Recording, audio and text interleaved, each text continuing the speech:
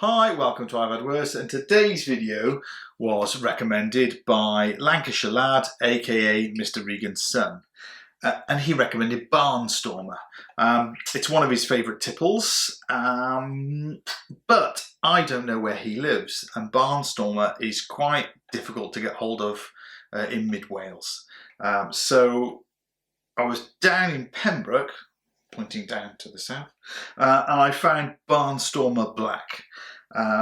So we'll give it a go. It comes in a stonking 500ml can. It's 7.5 by volume, and it is the most minimalist description on the back I have ever seen. I'll put a close-up, but it says just two words: dry cider. Underneath, served chilled. And that's it. So I'm kind of thinking, is this it? Is this the elixir of life? Is this just fermented apple juice? So I jumped online and I can't find very much about it. It's brewed by Malthouse Viners. If you know anything about the brewers of this mysterious cider, drop me a line in the comments below. I'd be really curious. But there is nothing. There's not even an address as to where it's brewed or whatever. Produced in the UK, which is nice to know. Okay, yeah, so I'm waffling now. Let's open it up, get it in the can. Get it in the can. I haven't even opened it and I'm fluffing my lines. Let's open it up and place it in the glass. Okay. So, I'm wondering, is this going to be very similar to Aston Manor? Okay, can smell apples already. So we've got a sort of dark, dark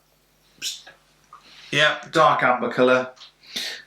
Lots of carbonation, which you often get with ciders, particularly some of the cheaper ciders. It adds that crisp mouthfeel when you. Big hit of apples with a little hint of vinegar. Now, some of you have seen some of my other cider videos. When you get a little vinegary tinge, it sort of can indicate a really interesting cider. Oh, let's just go for it, shall we?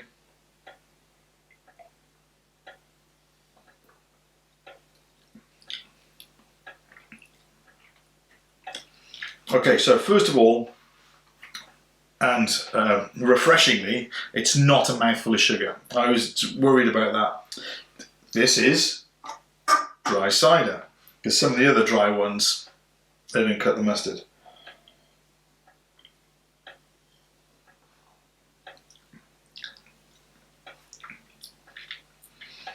It's an appley hit when you drink it. And a little bit of tannins, that lovely sort of marmalade flavours there, but it isn't developed, it doesn't last long.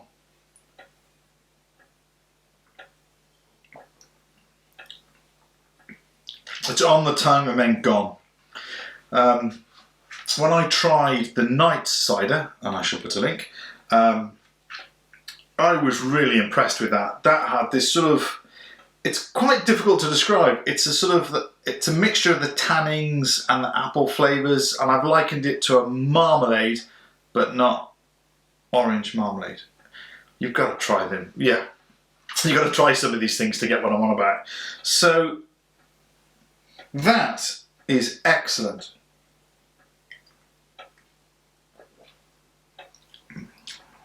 There's no hint of alcohol at all.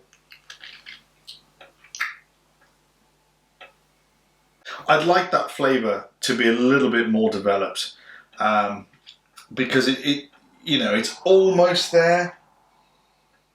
This is almost really good.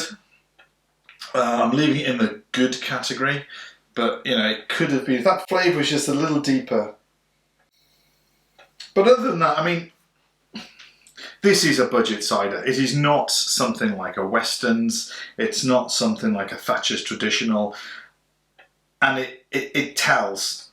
But as a budget cider, which as I described this is a good one. But no real depth of flavour. And I said, 7.5, not a hint of alcohol. You could get really silly on this, you know, if you weren't careful. Okay, so there you go. This is Barnstormer Black. Would I get it again? Not sure. I paid $1.80 a can for this. With a 500ml can, that's not bad. Would I get it again? Do you know, if you pay a little bit more, you can pick up a Henry Weston's for about £2, and they are far superior. But this is not bad. There you go.